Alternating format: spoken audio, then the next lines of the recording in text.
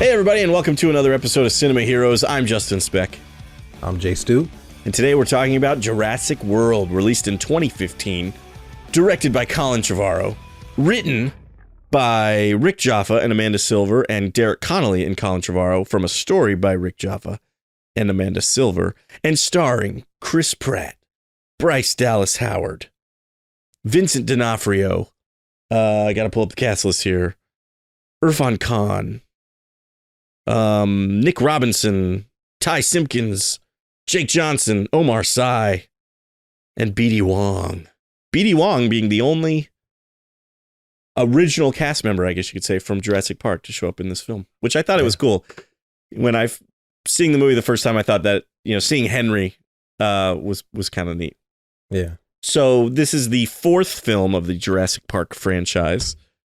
And obviously it was kind of a somewhat not reboot. It's definitely a sequel, but it's the soft reboot. Soft reboot. Yeah. It's not Jurassic Park 4, it's Jurassic World. I saw this in the theater pretty much probably opening weekend. I remember my parents and my sister had come to California. I don't remember why. My dad might have had something in San Diego, and so they stopped in Los Angeles to hang out with me, but we went and saw it in the theater. And I was very excited about it because it's Jurassic Park, of course. And I walked out of the theater going, yeah, it was all right. What did you think? What did you see in the theater? I did see it in the theater. I saw it opening weekend.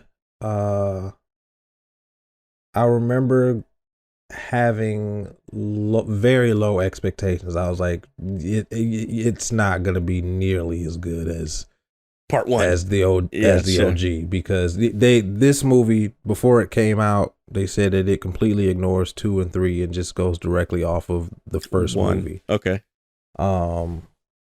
Which I thought was a smart choice. Yeah. But still, I had very low expectations for it. I definitely did not think it was going to be nearly as good as the first one, because the first one is one of the greatest movies ever made. Yes, hands of course. Down. John Pelzel and I have talked on numerous episodes about how it's our favorite movie of all time. So yeah, it's still my favorite movie. And yeah, so this one doesn't come close to the magic that one has, but no. I forgot that they ignored Part 2 and 3. I guess it makes sense. I mean, the only thing I can really think of that maybe they would need to acknowledge from Part 2 is the fact that T-Rex was in San Diego. Yeah. But other than that, I feel like you could still have The Lost World and Jurassic Park 3 and still have this movie. Other than the fact that that's why they ignored it, because why would you open the park after there was a T-Rex loose in San Diego? Right. Well, also, I mean, like, yeah, I mean, if there was a T-Rex loose in San Diego and also the events of Jurassic Park 3, it's like how many times does it take to learn a lesson? So yeah. So yeah, I agree. I think it is just they probably it makes more sense watching this movie to think that Part 2 and 3 didn't happen. But because I would like to think that in this movie, the events of Jurassic Park, of the first Jurassic Park, only a few people know about. I don't think the general public knows about the massacre that was the first movie. Right. Except for Jake Johnson, which I do like. I like that moment where she's like, don't you think that shirt is in poor taste? And he's like, well, I know people died, but he's like, that first part was legit. So yeah, I went in with, I guess, probably higher expectations because I just love the Jurassic Park franchise, I guess. Mm-hmm. Even though Part 3, I'm not a huge fan of, but neither am I. I'd actually not watched this movie since I saw it in the theater. So this is only the second time I had seen the film. Really? Yeah, and watching it this time around, I still have issues with the movie, but I had a lot more fun this time, and I think maybe it's because I lowered my I knew kind of going into it what to expect, and so watching it this time around, I actually enjoyed it a little bit more, I think. And I think that's what they were going for with this movie. This is definitely a fun movie for sure. Mm-hmm. However, it lacks the social commentary of the first film It had the potential to be in that realm with a few scenes, but it lacks the substance of the first film, that like Crichton-esque ideology, right, of man, meddling with nature and technology and doing things that we shouldn't do. Like Malcolm says in the first film, you spent so much time wondering if you could, you didn't think if you stop to think if you should or whatever. Right. Yeah. Right. Life finds a way. But yeah, that is the biggest drawback from this movie for me, is that it doesn't go deep enough into the philosophy of the world of Jurassic Park, and just focuses a lot more on the chaotic aspect of it. Mm-hmm. And a lot of things don't quite make sense in the movie. Like it's a bit illogical. Right. But no, we'll get more into that further in the episode. But all in all, I did enjoy it. It's one of the better Jurassic Park movies. Mm-hmm. I mean, there aren't many good ones. We have 6 movies in the franchise yeah, now? we do now, yeah. And only 2 of them are worth watching. Well, I fall into the minority there. I really like The Lost World, so I would say maybe 3 are worth watching. Although I haven't watched, as of this recording, I have not watched Dominion yet. So I can't speak on that one, but yeah. Part of me has not watched it yet because I feel like the extended version is probably the version to watch. I feel like they don't call it the director's cut, but I feel like that probably is the director's cut. It is 2 hours and 40 minutes long. I haven't had the time to sit down and actually watch it. So yeah. Plus, I also I hadn't watched this one since the theater, and I haven't watched Fallen Kingdom since the theater. So I feel like I kind of wanted to rewatch the first 2 before I watched Dominion. Fallen Kingdom annoys me. Yeah, like it offends me. I am looking forward to doing the episode on Fallen Kingdom because, again, number 1, I haven't seen it in forever, and number 2, I know you hate it. So it offends me so, because the best things about that movie are in like the first 40 minutes, and then after that it goes off the rails, train wreck. Yeah. So some stuff I liked about this movie, number 1, it's just really cool seeing the park kind of realized, John Hammond's vision kind of come to life with newer technology too, because in the 90s they had those self-driving cars. Now we've got the monorail and we've got the gyrospheres, which are kind of neat. And we've got, I like the, I'm going to forget the name of the dinosaur, but the water dinosaur, the Mosasaurus or whatever it's called. I like how the stadium moved down and there was that lower underwater kind of view. I thought that was really, really cool. So, I like that. I like that they I like that this movie knows that the coolest dinosaur is the T-Rex, and so they save that for the end. We get a glimpse of him in the beginning of the movie, but there is no T-Rex in this film up until the very end. Yeah. So I like, I appreciate that.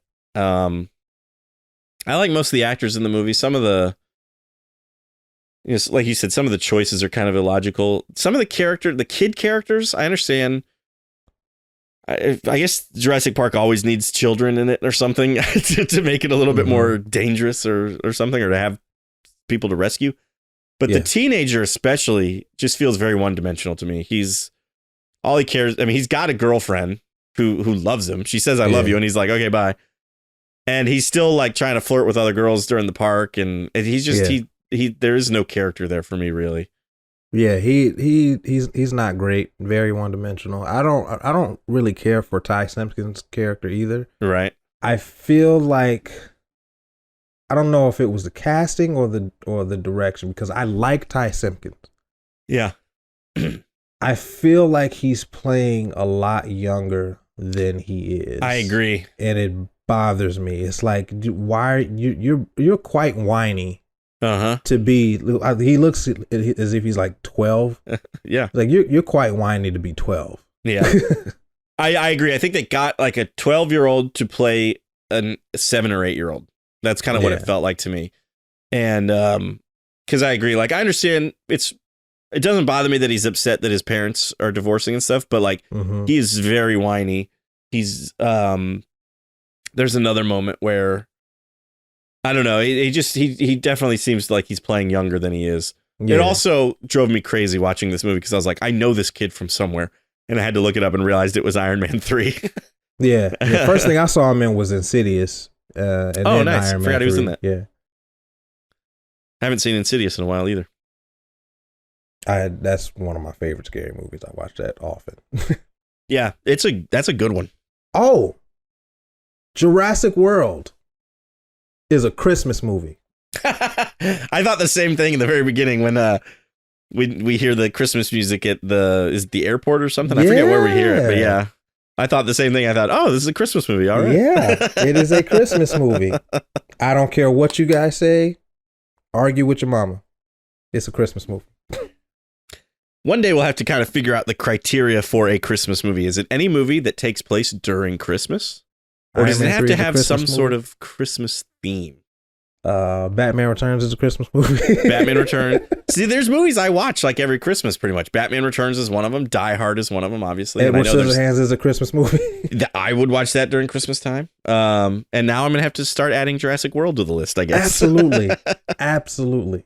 I like that the movie acknowledges its own redundancy, and it's a little meta in the beginning, because they're talking about the Indominus Rex. Mm-hmm. Owen and I forget Bryce Dallas Howard. Claire, okay. Owen and Claire are talking about the Indominus Rex and how they needed to up the wow factor. He's like the dinosaurs wow enough, right? Yeah. And he's right, because I know when this movie got announced, people were like, why are they making a 4th Jurassic Park movie? That you don't need one. And it kind of plays around with the unnecessariness of the movie itself, right, while trying to create something different. So yeah. I kind of applaud it for that. I'm super torn on the whole Indominus Rex thing. Obviously, without the Indominus Rex, there is no movie, because that's basically the whole plot of the movie is the Indominus Rex gets out. That's like the but I wrote, one of my notes that I wrote was one character wrote, and I think it was Irfan Khan's character, who's like the new John Hammond, Masrani. Mm-hmm. I think he says, I can't remember if it's him or if it's Claire, but somebody says, no one is impressed seeing a dinosaur anymore. And I wrote, that's probably the main problem with this movie.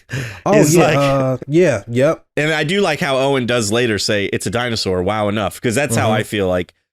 But I guess, audiences also have seen the T-Rex in Jurassic Park. They saw 2 T-Rexes in Lost World. We saw the Spinosaurus in Jurassic Park 3. And a T-Rex. And a T-Rex. And Velociraptors in all 3 of them. Are we going to make a 4th movie and just have Velociraptors and a T-Rex? Like, I understand there's that need to have something different. Mm-hmm. And so in this case, they created a new dinosaur. I don't love that. But at the same time, I like that at least the T-Rex wins. Yes. I mean, it gets help from the Velociraptor and the Mosasaurus or whatever, but it's like what you said. It's definitely an unnecessary sequel. Yeah. All of the sequels pretty much are unnecessary. Yeah. And so I like that it is kind of meta. They almost kind of acknowledge it, Mm-hmm. No one's impressed seeing a dinosaur anymore. It's a dinosaur. Wow. That's wow enough, Right. Now that being said, there's things I like about the Indominus Rex. I like that it can camouflage. I don't know how. Oh, they did talk about like frogs or something being able to change their temperature. So that's how she was able to escape the thermal cameras or something like that. Yeah, they put frog DNA so it could adapt to the tropical climate. Right. And one of the effects of that was camouflage. And well, go ahead, finish your point. Well, I was just gonna say but there's other things. I don't know how I feel about the Indominus Rex being able to communicate with the velociraptors and then all of a sudden becoming like the alpha immediately and stuff like that. I also don't know how I feel about, I didn't like it the first time I saw the movie, and I'm warming up to it, but I still don't love the idea of training velociraptors. That whole kind of concept just seems silly to me. And Vincent D'Onofrio is all about it, and he's like, we're going to let these things out, and of course it goes bad because they're velociraptors. And so it's the whole idea. And I think part of the reason why I'm slightly okay with it is because Owen, at least his character, kind of acknowledges it. Like, yes, I'm training them, but they're not going to be what you want them to be. Yeah. They're still animals. They're still velociraptors. It's still dangerous, blah, blah, blah. Right. And so he at least kind of understands, like, if we let these velociraptors out, it's going to be a bad time. Yeah, for sure. Owen Grady definitely has, he respects them. Yeah. He's like, the idea of Jurassic Park is bad. Right. Just the idea of it even existing is bad. And Owen is like, if it's going to be in existence, we can at least keep it at bay and make sure the animals are treated right and make sure they don't get out and eat anybody. So right.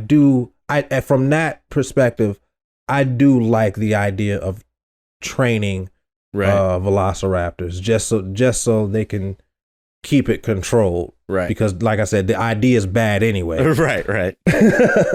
Yeah. I definitely see Owen Grady being the type, like when they first came to him, they're like, we want you to come train velociraptors. He's like, that sounds like the stupidest thing I've ever heard. I could see Owen Grady saying what you said, like training velociraptors. Are you serious? Right. It's like, but I guess if you're gonna do it, I'll it should be me. If it keeps people safe, right? Yeah. But yeah, I mean that just goes into the logic of this movie or the lack thereof. Like there are just a lot of things that don't make sense. The villain, Vincent D'Onofrio's character, he says something because he's talking to Owen. I'm watching the scene right now. He's talking to Owen about putting them out in the field. Yeah, and I can't remember exactly what he says, but he contradicts himself. I think it was the fact that you can't completely have them under control. And Vincent D'Onofrio says, exactly. I'm like, but that's what you're trying to do. Right. Yeah. Like that doesn't make sense. So his whole plan, his whole ideals, it doesn't make sense. His character is also very one dimensional. Like he's the villain right off the bat. There's no nuance whatsoever. Yeah, exactly. As soon as you see him and hear him talk, he's a bad guy or whatever. Yeah. Do they ever explain? Because Vincent D'Onofrio and BD Wong's character are doing something together, and when they're evacuating the island, BD Wong is put onto a plane or onto a helicopter. Yeah. And he said, I forget Vincent D'Onofrio's character's name. Is our deal still in place? Yeah, he's like, is our deal still in place? And he's like, yes, you and the assets are going to a secure location.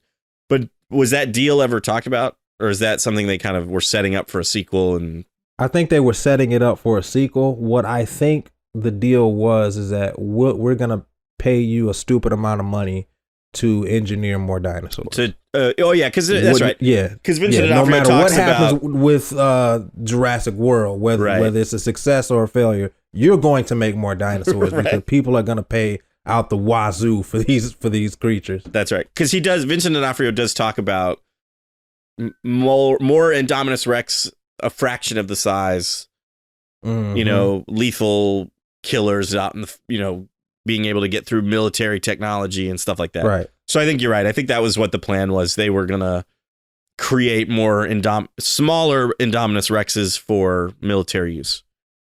Right. Because his whole idea is that, technology is unreliable. It can be hacked. Right. And with these creatures out in the field, not only are they unhackable, but we don't have to have as many human lives out in the field, because they're taking care of business. But Owen is like they're still living creatures. Yeah. So you can't, you're just treating them like they're machines. Right. Yeah. Or and like they're they're expendable. He doesn't care about their lives. Just the human lives that could be saved. And he doesn't realize that these things can't be controlled the way that he would like them to be controlled. Mm-hmm. He actually has no control over them. Especially, they can't even control the velociraptors the way they want to. He thinks they're going to be able to control these Indominus Rexes the way they want to. No, absolutely not. Absolutely not. I agree with you. I like Vincent D'Onofrio a lot, and I like him in this movie. I think he does a good job, but I do agree his character is also kind of one-dimensional. He's just the bad guy. I thought he was going to have a Samuel L. Jackson moment because he starts giving this speech, and then he doesn't get eaten, but he's like in the middle of his speech, a velociraptor shows up, and he's like, "Whoa!" So it was still pretty good, but I thought it was going to be I thought he was about to just get eaten. It's going to be more abrupt. Yeah.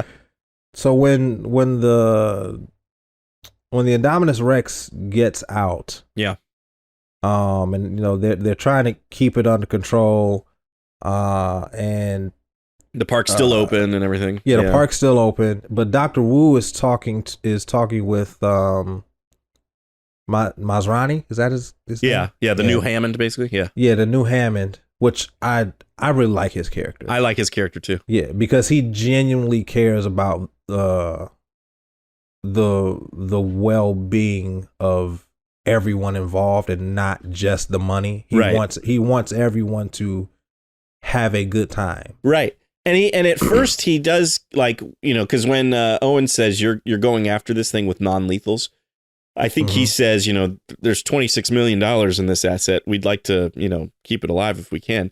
But once he realizes that that's not going to happen, he's okay. He's fine with, he's like, let's kill this thing, basically, Yeah. So I do really like that. The one thing that I thought was weird about this movie concerning his character was he seems to be an excellent helicopter pilot. He makes like a couple of little mistakes, but nothing crazy.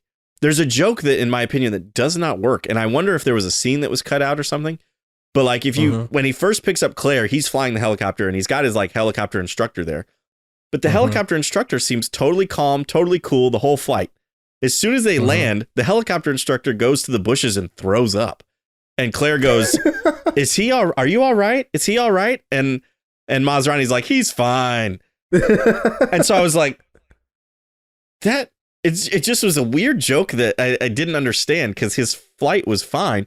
And then when he's flying the soldiers, halfway through the movie or whatever, he again goes like, whoa, got it.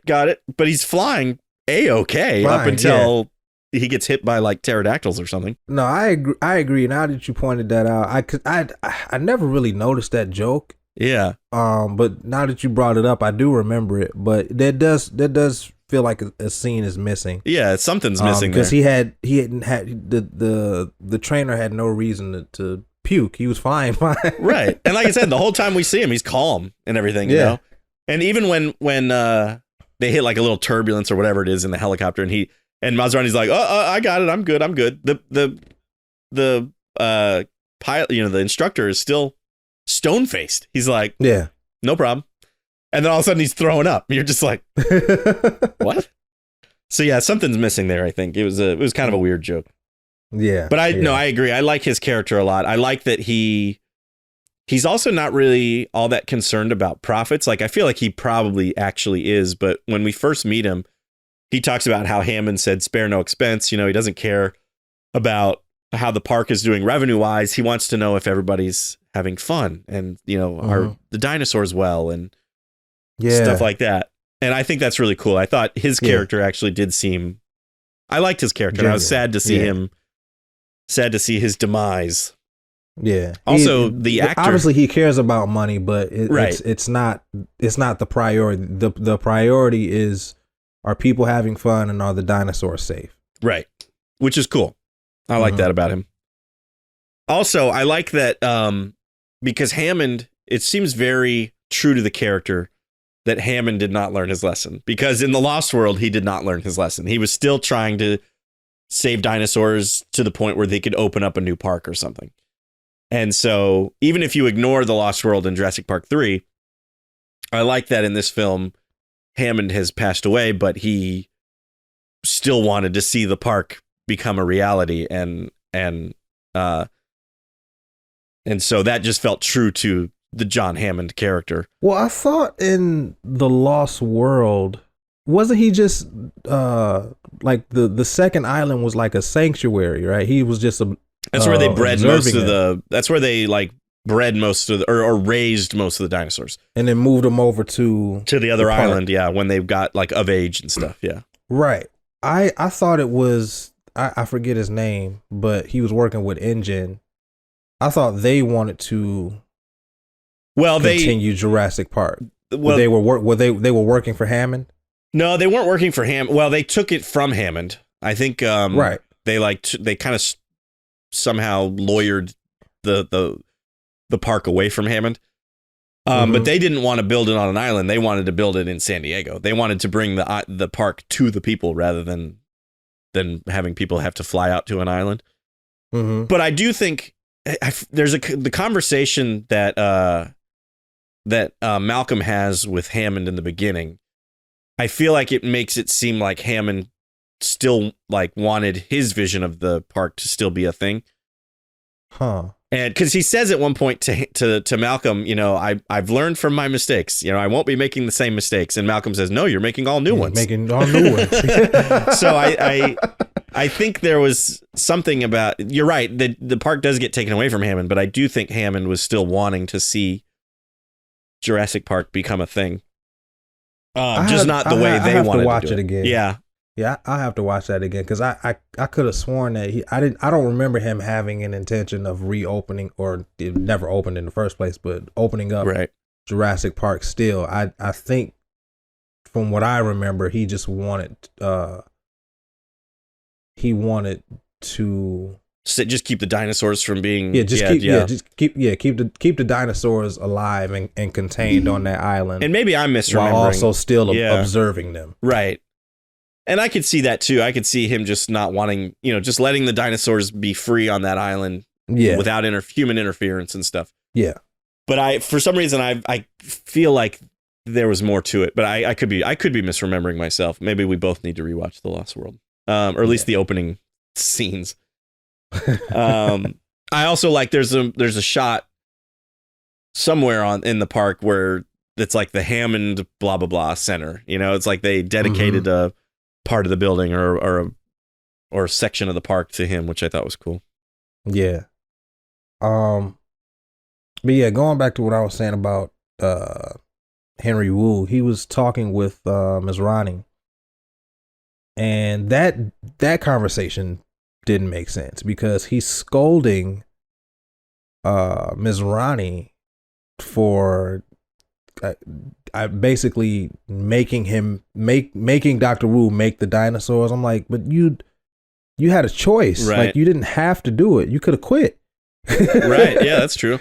You could have said, no, this is we're getting too crazy here. I'm not. Yeah. I wash my hands of this. But I think we kind of also learned that Henry Wu is greedy. Since he's obviously making that deal with Vincent D'Onofrio, so he probably couldn't turn down whatever money they were throwing at him.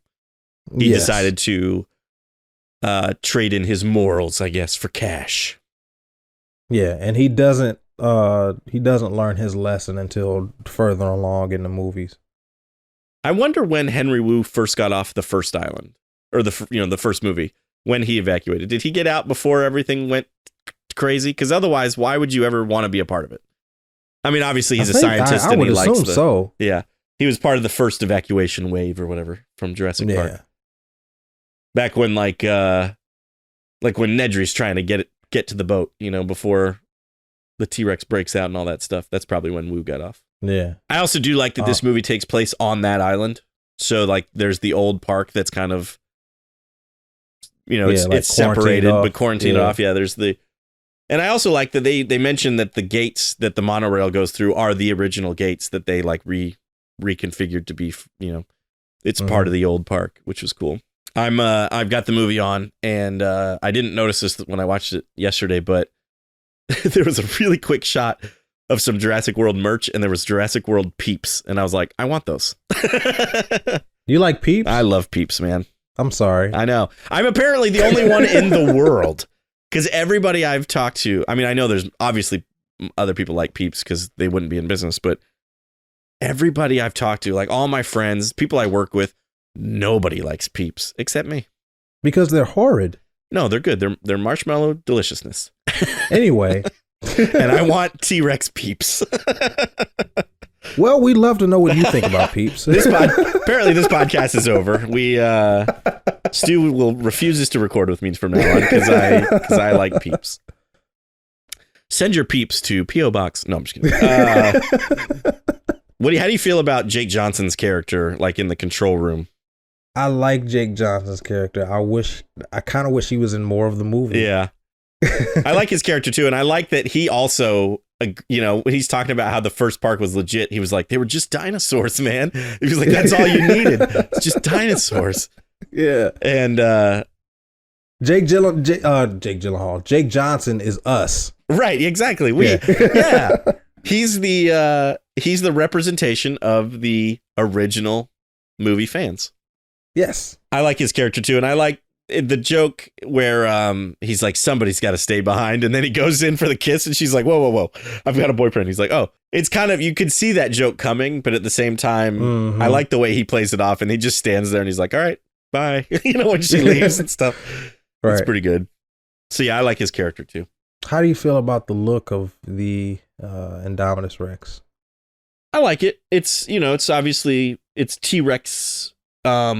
T-Rex-ish, but longer arms. Obviously, it's got a little, you wouldn't know that it has raptor in it other than the fact that he can like communicate with the raptors. I think the one thing I don't like about it, the look, is how wide he can open, or she can open its mouth.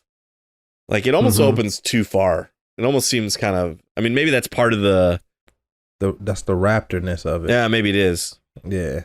But it looked a little borderline silly at times. Oh, how do you feel about it? I like the Indominus Rex. I like the idea of a white dinosaur. Yeah, that's pretty cool. So I thought the look of it was cool. The concept of it was cool. It didn't bother me as much as you that it could communicate with the raptors. With the raptors, I thought that was a nice plot twist. Yeah, to kind of up the ante. But it also didn't come out of left field for me. You kind of know because they keep talking about like they won't say what it's made of, or what dinosaurs they used. So yeah, you can kind of almost see it coming. But my thing is, why did they make it mix with raptor? What scientific reason would there be to include it? Yeah. Well, to include that raptor DNA. That's a very good question, especially if you know how dangerous the raptors are. Mm-hmm. But I think in that scene you were talking about with Masrani and Henry Wu, Henry Wu talks about how he's like, you wanted something that was bigger, scarier, and cooler. And so scarier. So it might be for aesthetic choices, could have been cosmetic choices. More teeth, more. They wanted something dangerous, something. Yeah. So I could see them maybe saying, well, what if we crossed a T-Rex with a velociraptor? And I'm sure there's maybe another dinosaur in there or something, but you would think somebody would go, well, let's say it's not Henry Wu. Let's say it's one of Henry Wu's like people. Yeah. He goes, well, what if we cross a T-Rex with a velociraptor? And Henry would, are you nuts? Like why would you do that? Why would we why? That's dumb. But let's take the two scariest dinosaurs you can imagine and put them together. Why don't we just throw a little Dilophosaurus in there too and have it spit acid at us while we're at? It's not acid, but you know what I mean. I like that we get to see the Dilophosaurus even though it's just a hologram, which freaks out the Velociraptor for half a second. Yeah, that was pretty. I like that moment. That was kind of cool. The Dilophosaurus, I feel like, is a dinosaur we really only saw in the first movie. I don't recall seeing any Dilophosauruses in 2 or 3 or this movie. So it makes a return. Oh, good to know.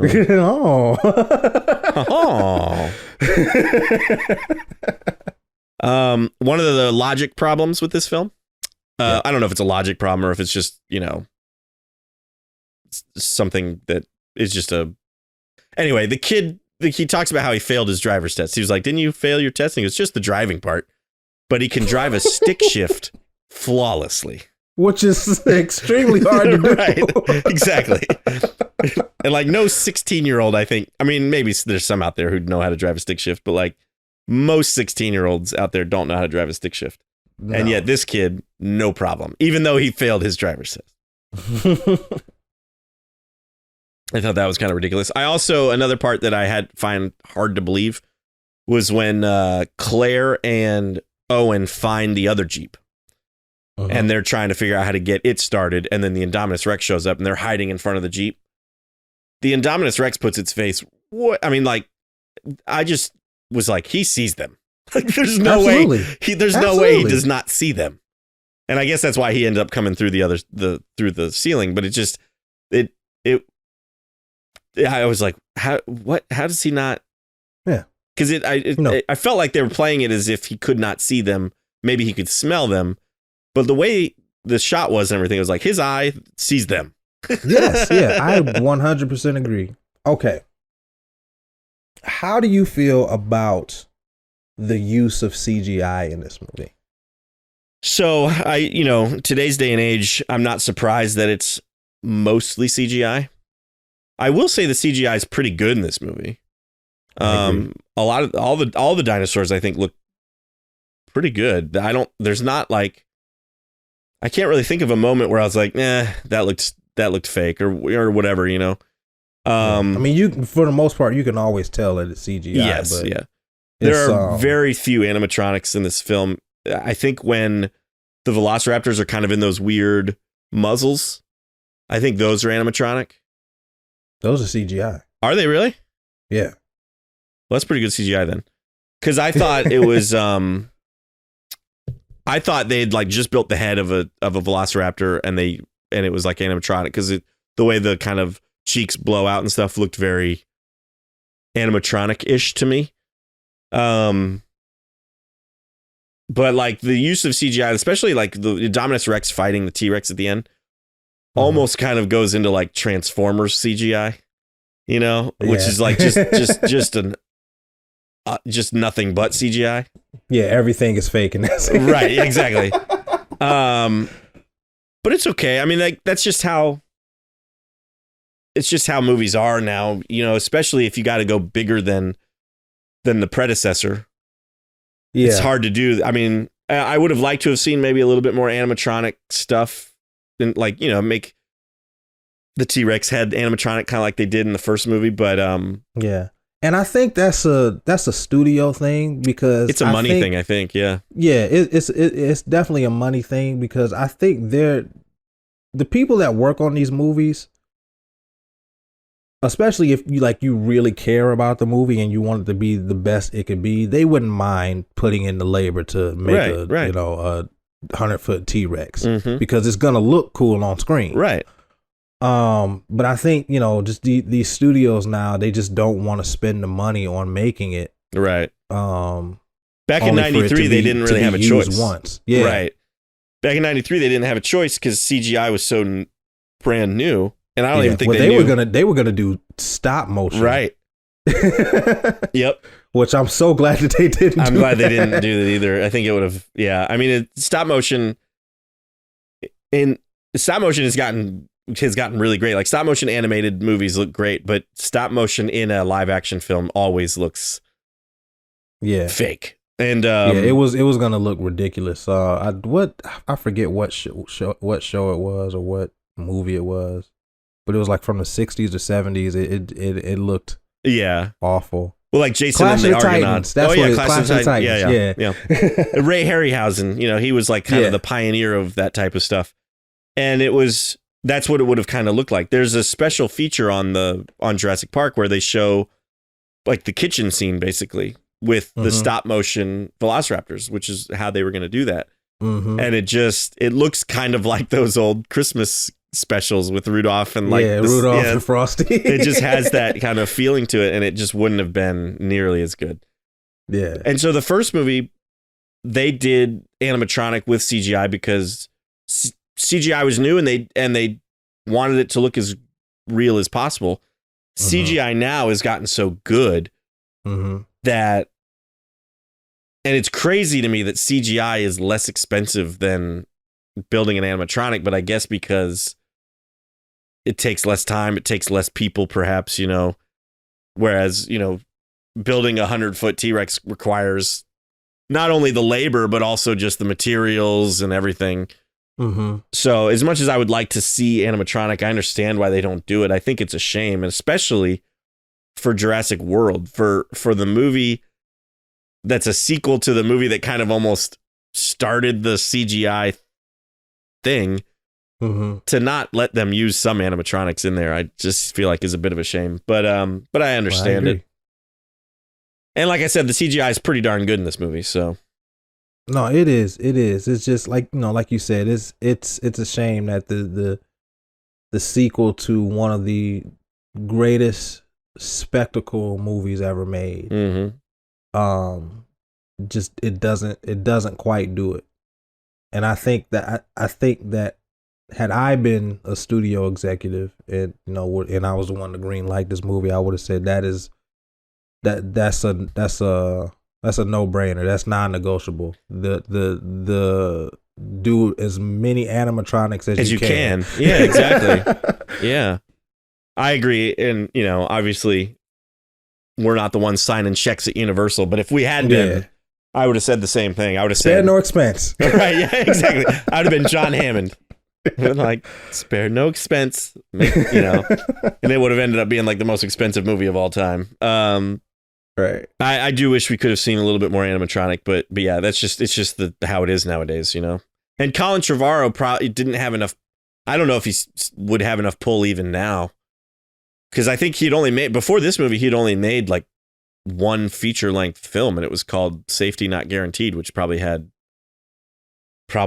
1% of this movie's budget, And so if anybody had the pull to do it, it would have been Spielberg, who was an executive producer on this film.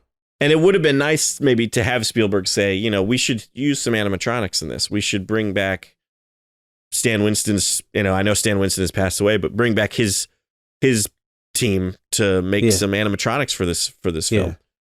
And it's a shame that like Steven Spielberg has moved from becoming an iconic director. I mean, he's still an iconic director. Yeah. But he's a studio executive now, and it's just weird that to see his name on certain movies. Right, yeah. Like the Transformers franchise. I know.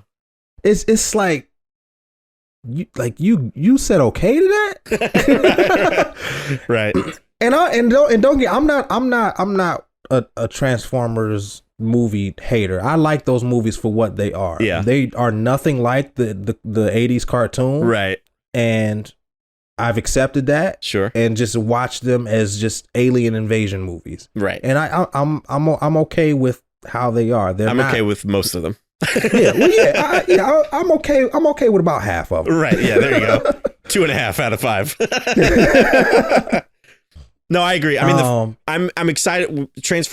Those Transformers movies are on our list to talk about, and I'm excited because I have not watched the first one in a while, and I used to love the first Transformers movie, the live action one. I watched the first one and the third one more than any of them. Yeah, and I'm curious to see, now that I've gotten a little older, my taste has changed a little bit, how I feel about those movies now. Because the third one I have not seen since I saw it in the theater, but I remember really liking the third one as well. And I just don't know how they hold up. But I agree with you. I think I can understand why Spielberg said yes to the first one. It's a big name brand. People are going to go see Transformers. I'm pretty sure he's still an executive producer like on the fifth one, right? Like, why? I think so. Like, why have your name on that one? Even he said to Michael Bay, he's like, dude, you made too many. You should have stopped at the third one. Yeah, exactly. They should. And even Michael Bay said that. He's like, yeah, I made too many, but the movies kept making $1 billion. Right. So and therefore I kept making money. So yeah.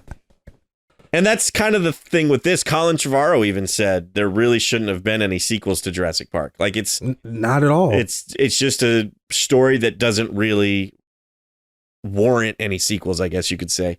Yeah. I think the only sequel out of these movies that makes any kind of sense to even exist is this one. Yeah. Yeah. I mean, I still love The Lost World. I stand by The Lost World, but I kind of agree with you. This one kind of makes sense because, like you say, if you ignore the second and third one, the park has become a reality. They didn't learn their lesson from the first film. Yeah. But then do we need a fifth and a sixth one? Probably not. No. But they just kept making $1 billion or whatever. So you make Universal wants to keep that money rolling in.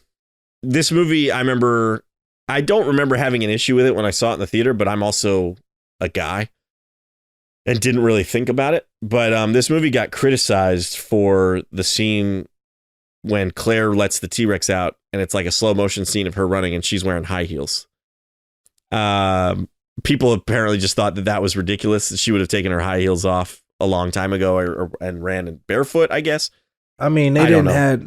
I guess, like, I will say I am impressed that she can run that well in high heels. that is impressive, but for people to complain about it, it's like that's like complaining about old school sitcoms and the mom cleaning the house in high heels. Right. It's like it who cares? Right. Like it's not practical, but that's small. Yeah. Who cares? I remember when Mission Impossible Rogue Nation came out. There's a scene where Tom Cruise and Rebecca Ferguson it's right after like the opera scene. Have you seen that one yet? Rogue Nation, yes. Yeah. Yes. They're like, it's after the whole opera thing, and they're like escaping from the opera house, and they're having to kind of rappel down the building or something. Mm-hmm. She takes the time to take off her high heels, and she like hands the shoes to Tom Cruise or something. And people thought that was a dig at this film. And Christopher McQuarrie, I think, has come out and said, no, that was just, he was like, I was too busy making this movie to worry about Jurassic World. And so it was just a thing. Oh, and it might have even been a Rebecca Ferguson thing. I can't remember, but yeah, people thought it was like a dig at this movie because she took the time to take her shoes off. Whereas in this film, she's running around from dinosaurs in high heels. And again, to me, it's just such a nitpicky thing. I know. Yeah. I get why some people would point it out, but the fact that it was made that big of a deal, it's like, who cares? She just has to run away from the dinosaur. She's running from a T-Rex, and you're like there's a T-Rex in this movie, and your problem is she's wearing high heels. If she had taken the time to take off her shoes, she would have been eaten. Yeah, that's very true. Probably right. Probably very true. How do you feel about the big battle at the end between the T-Rex and the Indominus Rex? I love it. Yeah, it's a good scene. That is the best part of the movie. I love the big battle. I agree. I love that the Blue, the Velociraptor, the Alpha Velociraptor, she was teaming up with the T-Rex to defeat the Indominus Rex. Like, she was like hopping from the Indominus Rex to the T-Rex. I thought that was awesome. I know. I remember being a little worried the first time I saw it that the Indominus Rex was going to kill the T-Rex. I was like, they're going to make the same mistake Jurassic Park 3 did. They're going to kill the T-Rex. And then, Blue comes and kind of rescues the T-Rex in that moment. And then the T-Rex. And I like that, it actually ends with the Indominus Rex is down, and then the Mosasaurus kind of comes out of, or whatever that stupid dinosaur's name is. But the swimming dinosaur comes out and grabs the Indominus Rex and pulls it into the water. I thought that was actually kind of a clever way to end that battle scene, I guess you could call it. I really like that. I thought that was cool.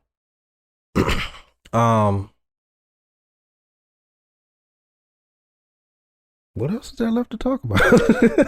I wanted to talk real quick. Yeah, that was pretty much all my notes. Yeah, I already went through all my notes here. Well, the only other note I wrote was in the very beginning when that guy falls into the Velociraptor like cage or whatever, and Owen has to save the day. Owen tells that guy, "Don't ever turn your back to the cage," and then proceeds to immediately turn his back to the cage. Yes, yes. I thought that was kind of stupid, but no. The only other thing I wanted to talk about was the score. I remember I have the soundtrack, and I remember thinking that it was decent, but nothing to write home about. I liked that they used John Williams' obviously original score, but watching it this time, I actually really liked the music in this movie. Yeah, I really like the music in this. Obviously, John Williams' original score is flawless. Again, flawless. Yeah. One of the greatest scores ever. But this score is underrated as far as movie scores go. Yeah. I like the new theme. Yeah, that's what I was going to say. I don't remember that. Granted, I have not seen this movie since I saw it in the theater, but I don't remember that at all. Watching it this time, Michael Giacchino, and he did the same thing with the Star Trek movies. Mm-hmm. He does such a fantastic job of incorporating new with old. And so he uses the John Williams music very well in the movie, but then there's this new theme or motif or whatever that plays in certain scenes, and it's beautiful. And I think it works. It makes you want to go to Jurassic World. It's been in my head. I mean, I watched this movie yesterday, but it's been in my head since yesterday. I've been listening to the soundtrack. I was like, I've been sleeping on this music. This music is good. It just shows. Again, Michael Giacchino is. He's that guy. He's good, man. He's honestly like dominating the film industry as far as movie scores go right now. It's really. Obviously, you still have Hans Zimmer doing his thing because he's moved away from superhero movies to doing more dramas and sci-fi movies, which I'm fine with because he done a lot of superhero movies. He has done a lot, yes. And somehow he keeps getting drawn back because I remember him he didn't want to do Justice League because he's like, I'm done with superhero movies. I don't want to do it. And he ended up doing Wonder Woman 84 and he ended up doing X-Men Dark Phoenix. So I feel like now he's probably like, for real, I'm done. Don't ask me to do it anymore. It's a shame that he the last one he did was Wonder Woman 84. I know. I hope he kind of comes back and does one more something, but I think the score is the best thing about that movie. Same thing with X-Men Dark Phoenix. The music in that movie is pretty good and the movie's terrible. So yeah, Hans Zimmer and Michael Giacchino are probably aside from John Williams, who I think is retiring. He said he's doing Indiana Jones 5, and I think he has kind of said that's going to be probably his last movie. The guy's 90 years old. Yeah. I'm amazed he hasn't retired already, but so if you not counting John Williams, who is the greatest of all time, I don't feel like I feel like you can't deny that. Hans Zimmer and Michael Giacchino are probably the top two composers working right now. There are some really good ones though. Ludwig Göransson, is really good. Ludwig Göransson is he's like right there because his music is very distinct. It's very unique.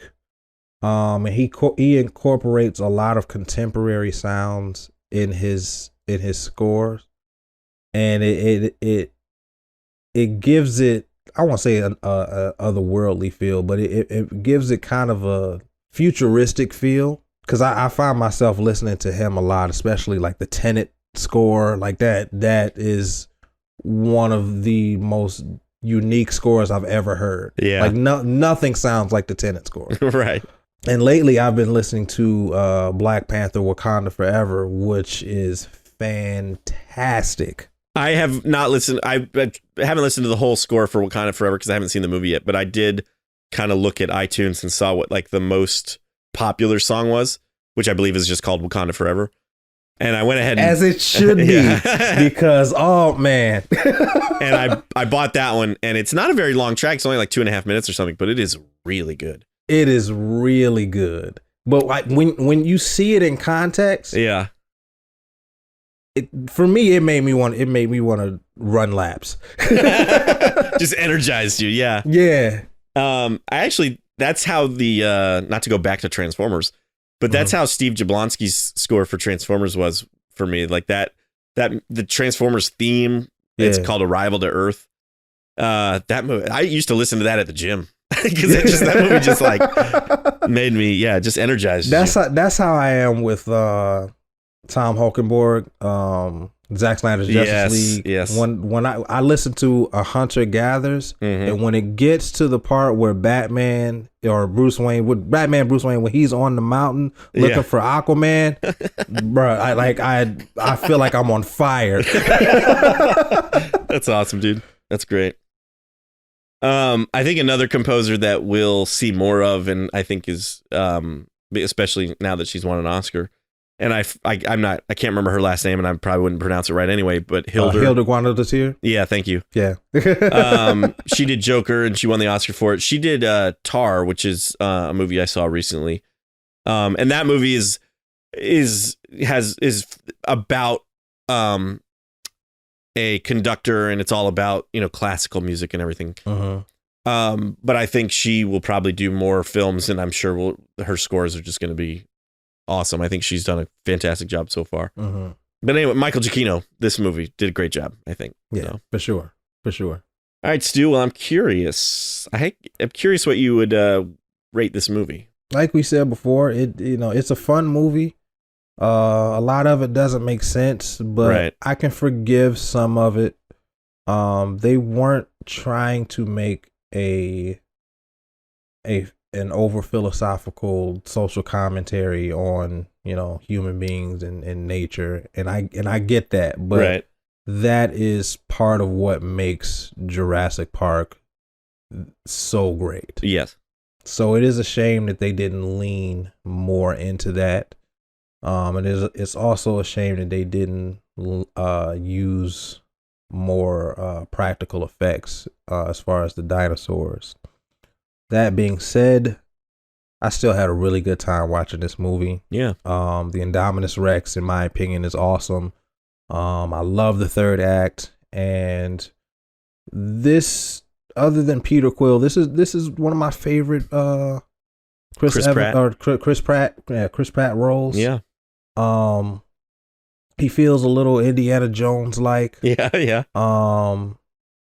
Which I really like. I mean, he's still playing Chris Pratt. Yeah. But he's not necessarily the buffoon that Star-Lord is. Yeah, he's not. He's very smart. He's a little bit more intelligent. Yeah, he's a little bit more what's the word I'm looking for? Like capable, you know what I mean? Like you believe that he can get them out of this situation, whereas Star-Lord just gets lucky. He's a good pilot and stuff, but I feel like Star-Lord just kind of is a lovable goof.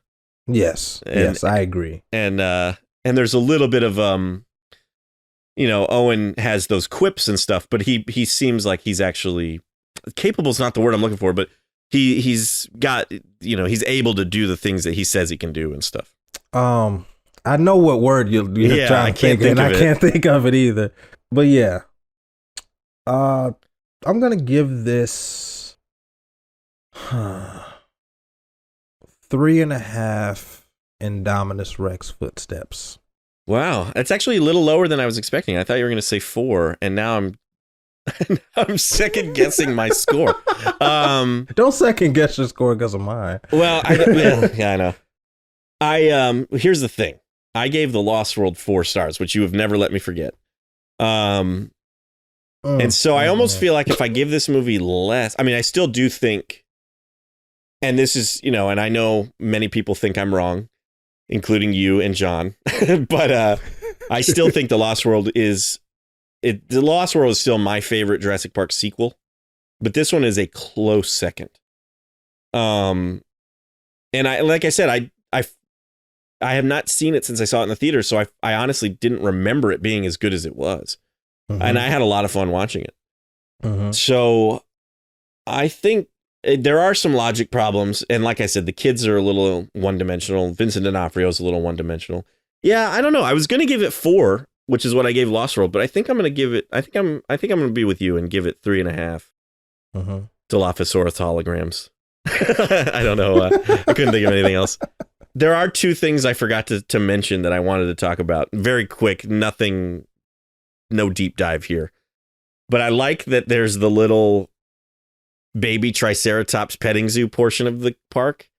And then my other little note was when the pterodactyls and the flying dinosaurs start attacking the park. I love that there's the one guy who's got like the 2 margaritas and he doesn't want to lose those. He's like, oh, I love that. I like that. I spent a lot of money in Margaritaville for these things. Exactly. These are $15 margaritas. I'm keeping them. I love that. And I love when the assistant gets eaten. Yes. I recognize her too. She's on Supergirl, or was. That show's over now. But she was Lena Luthor or something like that on Supergirl. Yeah. But yeah, I like when she gets, that was a good moment when she gets picked up. And I felt really bad for her because she gets like tossed around from dinosaur to dinosaur, dropped in the water, and she thinks she's safe. And I thought she was going to get eaten by the Mosasaurus order, which I think is what everybody was expecting. And then those pterodactyl, I don't know if they're all pterodactyls, but they end up like diving in the water and grabbing her again. I was like, oh, brutal. Very brutal. But yeah, overall, much better movie than I remembered, actually. So I'm glad I rewatched it. Glad we decided to do it. Yeah. It's downhill from here, though. I know, it's true. Probably true. I've got very low expectations for Dominion, but I am looking forward to seeing Sam Neill, Laura Dern, and Jeff Goldblum. But I know they don't probably save that movie. I've heard nothing but bad things about it, so we'll see what happens. Well, we'd love to know what you think about Jurassic World, though. You can always let us know at cinemaheroes.com. You can also reach us on Twitter and Instagram. Both handles are at cinemaheroes. You can leave us a comment on this video if you're watching it on YouTube. And if you are watching on YouTube, give the video a thumbs up if you liked it. And if you haven't already, please subscribe to our channel. We'd love to hear from you any way you want to reach out to us. But I think that about wraps it up for this episode. I'm Justin Speck. I'm Jay Stu. As always, thanks for listening. Thanks for subscribing.